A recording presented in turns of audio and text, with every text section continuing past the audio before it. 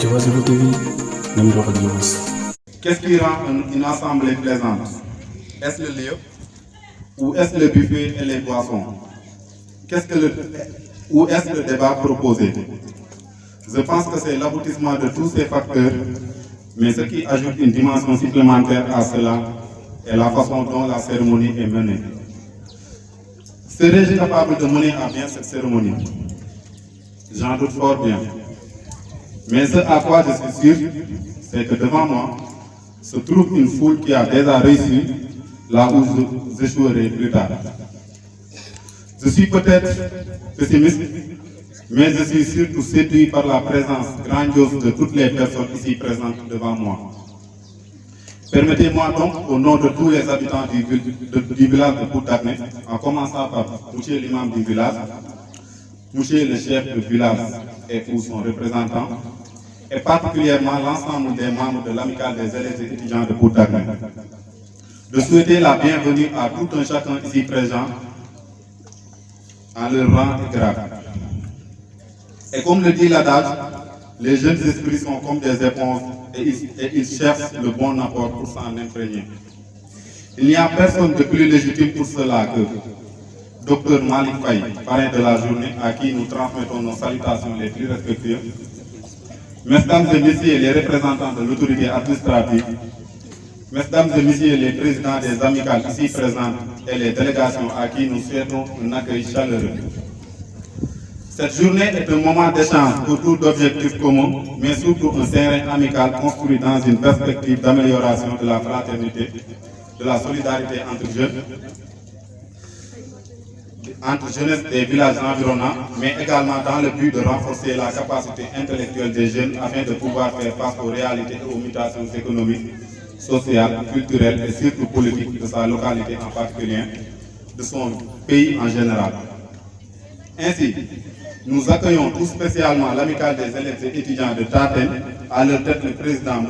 Abdou Diouf, à qui nous souhaitons un séjour magnifique dans notre village.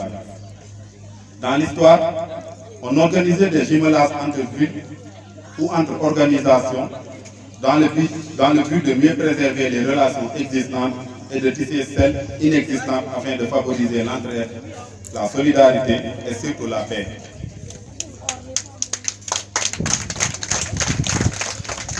Aujourd'hui, à ces valeurs s'ajoutent l'ouverture, l'unité dans la diversité et surtout la fraternité des villages. Des valeurs que l'amicale des élèves et étudiants de Pout-Dagné, par ma voix, s'engage à tisser et à préserver pour le meilleur et pour le pire. Notre rêve étant du plus profond du cœur que cette amitié ne se limite pas entre associations, mais que le village entier soit impliqué, que ce soit élèves, étudiants, éleveurs, cultivateurs, parents, amis, etc. Et pour aujourd'hui, nous sommes très honorés de compter comme de coutume notre éminent professeur M. Ndiaye, qui nous fera l'honneur de nous exposer un thème d'actualité régionale, mais aussi mondiale, intitulé l'école du XXIe siècle. Comment profiter de mieux au changement de l'école favorisé par l'avènement des nouvelles technologies de l'information et de la communication. Aujourd'hui, nous traversons des moments difficiles dus à un climat économique, social et culturel très défavorable. De telles situations avaient poussé le sociologue camerounais Axel Kabou à se poser la question à savoir, et si l'Afrique refusait de développer? Une question qui trouve aujourd'hui toute son originalité dans notre société caractérisée par un délaissement notable de nos jeunes. Sans rien enlever à la pertinence de sa question, j'ose lui reprocher quand même un peu son apparent manque de confiance en une jeunesse africaine qui, parce que héritier d'idéologie et de mentalité fixiste, résigniste, fataliste et passéiste, serait dans l'incapacité de faire mouvoir le continent vers un développement durable. Est-il besoin de vous préciser, mesdames et messieurs, que je me refuse à ce constat pessimiste qui est presque une négation de la volonté de toute une génération, de tout un avenir, de tout un continent? Et si l'Afrique et sa jeunesse ne refusaient pas le développement? Peut-on d'ailleurs refuser le développement? N'ignorait-il tout simplement pas de quelle manière appréhender ce dernier? Ces questions me semblent d'autant plus cruciales qu'entre tradition et modernité, entre désir d'occidentalisation et souci de s'éviter une rupture abrupte avec les coutumes, entre présent chatoyant mais fuyant et passé contraignant, il faut bien reconnaître que les jeunes Africains sont tiraillés et paraissent égarés dans le dédale infernal d'une anomie généralisée, où la quête de leur identité véritable, condition essentielle de tout épanouissement, est plus que jamais en proie à d'obscures menaces. Réussir le pari difficile de la conjonction de nos valeurs positives traditionnelles avec celle d'une modernité existante, changeante et parfois dangereuse. Voilà, je crois, notre défi à nous, jeunes Africains. Cependant, parce que le gain d'un tel pari présuppose au départ une parfaite connaissance de nos valeurs positives traditionnelles, parce que ces mêmes valeurs sont souvent méconnues ou mal perçues des jeunes générations, et parce qu'elles sont accusées de désuétude une fois analysées au prisme bien souvent déformant de la postmodernité, mais surtout parce que la jeunesse d'aujourd'hui est accusée d'être très pressée, il me semble que le pari le plus urgent demeure la préservation de nos valeurs et la culture en toute jeune de l'agrégat patience. La valeur humaine est signe de respect, de grandeur et de responsabilité. Se valoriser est une étape prépondérante pour que la jeunesse d'aujourd'hui trouve sa place dans le monde moderne. Il n'y a pas de moment opportun pour se valoriser, comme le disait le professeur Laurent Bado. Aux âmes bien nées, la valeur n'attend point le nombre d'années. Alors, chers jeunes, allez là où vous êtes valorisés, c'est de là que vous serez aptes à réaliser des choses, car qu'envier à un poisson à qui on demande de grimper sur un arbre, ou encore que pourrait-on attendre d'un écureuil dont la mission est de traverser l'océan à la nage? Vous serez donc d'accord avec moi qu'il n'y a pas grand-chose à espérer sur ces deux situations. Mesdames et messieurs, honorables invités, évitons surtout de fréquenter des endroits auxquels nos valeurs ne sont point reconnues. Maintenant, venons-en au mot patience. La patience, ce mot magique qui revient dans le Saint-Coran près de 70 fois, est donc un élément crucial pour une jeunesse en formation. Il est clair que ce pays a besoin d'une jeunesse travailleuse, une jeunesse assoiffée de réussite, une jeunesse motivée, déterminée et bien cultivée, mais surtout d'une jeunesse patiente, car sans patience, nous nous projetons généralement dans des choix hâtifs et donc mal réfléchis, qui, lorsqu'ils ne sont pas très réorientés, finissent par nous mener dans l'obscurité. Comme le disait Jean Aglac, les meilleures choses ont besoin de patience. Et Malcolm X de rajouter, l'illumination crée la compréhension crée l'amour, l'amour crée la patience et la patience crée l'unité. Alors, il est clair que patienter suppose d'abord réalisation des affaires. Patienter dans le vide n'est que perte de temps et espérer là où rien n'a été réalisé n'est que repli en soi. La patience suppose en amont la persévérance, l'agilité et le travail accompli. Alors, très chers camarades jeunes, je vous invite autant que vous êtes à rejoindre le grand Amadou Hampâté-Bâ dans l'école du Caméléon. Extrait de son livre sur les traces d'Ampoulin. Je vous invite à lire ce roman et permettez-moi de vous lire un passage très important du livre, l'école du Caméléon. Alors, écoutez attentivement, c'est Amadou Hampâté-Bâ qui parle. Si j'ai un conseil à vous dire, je vous dirai, ouvrez votre cœur et surtout allez à l'école du Caméléon. C'est un très grand professeur, le Caméléon. Si vous l'observez, vous verrez. Alors, qu'est-ce que le Caméléon?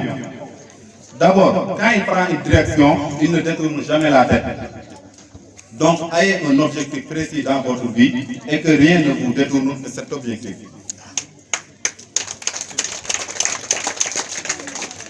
Et Amadou Hampâté-Bâ de continuer. Et que fait le Caméléon? Il ne tourne pas la tête, mais c'est son œil qui tourne. Le jour où vous verrez un caméléon regarder, vous verrez, c'est son œil qui tourne. Il regarde en haut, il regarde en bas. Cela veut dire quoi? Cela veut dire informez-vous. Ne croyez pas que vous êtes le seul existant de la Terre. Il y a toute l'ambiance autour de vous. Quand il arrive dans un endroit, le caméléon prend la couleur du lieu. Ce n'est pas par hypocrisie, c'est d'abord la tolérance. Et puis le savoir-vivre. Se heurter les uns les autres n'arrange rien. Jamais on n'a rien construit dans la bagarre. La bagarre détruit. Donc, La mutuelle compréhension est un grand devoir. Il faudrait toujours chercher à comprendre notre prochain. Si nous existons, il faut admettre que lui aussi existe. Et que fait le caméléon? Quand il lève le pied, il se balance pour savoir si les deux pieds déjà posés ne s'enfoncent pas. C'est après seulement qu'il va déposer les deux autres. Il balance encore, il lève. Cela s'appelle la prudence dans la marche. Et sa queue est préhensible. Il l'accroche. Il ne se déplace pas comme ça. Il s'accroche. Afin que si le devant s'enfonce, il reste suspendu. Cela s'appelle assurer vos arrières. Ne soyez pas imprudents. Et que fait le caméléon quand il voit une proie? Il ne se précipite pas dessus, mais il envoie sa langue. C'est la langue qui va le chercher. Car ce n'est pas la petitesse de la proie qui dit qu'elle ne peut pas vous faire mourir. Alors il envoie sa langue. Si la langue peut lui ramener sa proie, il la ramène tranquillement. Sinon, il a toujours la ressource de reprendre sa langue et d'éviter le mal. Donc allez doucement dans tout ce que vous faites. Si vous voulez faire une œuvre durable, soyez patient, soyez bon, soyez vivable, soyez humain. Chers camarades, élèves et étudiants, honorables invités, permettez-moi de réitérer mes remerciements avec une citation d'Henri Ward Beecker qui disait « La reconnaissance est la plus belle fleur qui jaillit de l'âme ». Un vif hommage à l'ensemble des membres fondateurs de cette amicale qui ont su monter cette structure de façon à ce que même les plus négligents d'entre nous parviendraient à en tirer le maximum. Alors merci, chers grands frères. Mesdames et messieurs, l'amicale des élèves et étudiants de Bourg-d'Acné, tout en formant une seule et unique âme, vous remercie vivement et de bon cœur. Par votre présence si chaleureusement significative, sachez que vous nous avez tiré de sacrés épines aux pieds. Et pour tout cela, merci. Merci, chers parents. Merci, chers invités. Merci très infiniment à l'amicale des élèves et étudiants de Taten qui ont accepté de représenter notre amicale jumelle pour cette journée. Merci pour cette générosité. Merci pour la paix et merci pour l'amour. Et pour finir, n'oubliez jamais cette affirmation d'Albert Einstein qui disait « C'est le devoir de chaque homme de rendre au monde au moins autant qu'il a reçu. » Merci de votre aimable attention. Diobass TV, nañ wax ak Diobass.